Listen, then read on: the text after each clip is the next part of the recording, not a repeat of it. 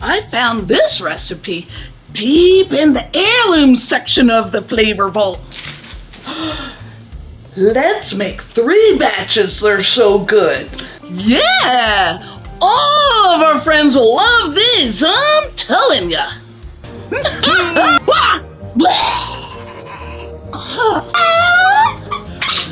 All right, team.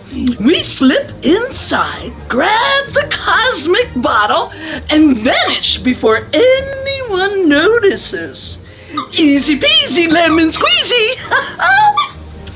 The crust goes together rather easy. Cream your butter and your sugars, light corn syrup, and a tablespoon of vanilla extract. Scrape down the bowl and stir in your quick oats. That makes this a healthy treat. Moisten your fingers with water so they don't stick to the batter. And bake for 20 minutes until it's a nice golden brown around the edges. Easy, she says. Remember last time? That ended with me nearly eating a pie to the face. No, not really. This time we keep it clean. No pie, just pure villainy.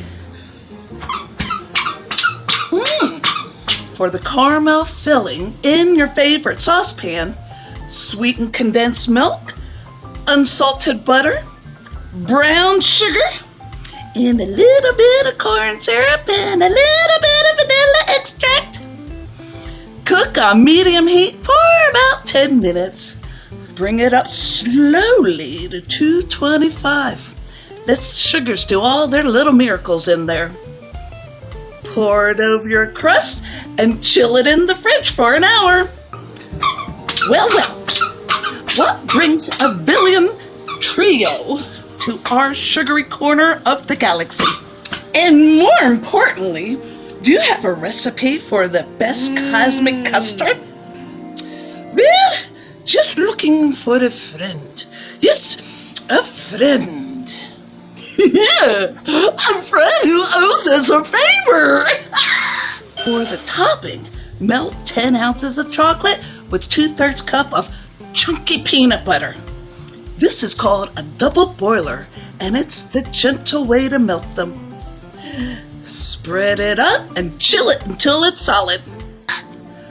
Perhaps we can help each other, but beware, the path to that bottle isn't as sweet as it looks. And neither are our puns. What do you know about a bottle? Darling, news travels fast in Planet Floop, especially when it involves glittering bottles with 1,000 years of trapped magic. Look at that parchment sling. Easy cleanup. Cut it in half and half the halves. No math.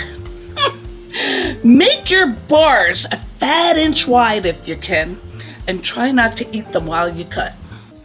You see, Flo's sister here has a way of overhearing things while serving milkshakes at that asteroid. And let's just say a certain nervous bartender spilled more than just root beer last night. And between her and the gossiping marshmallows, your little secret didn't stay secret for long.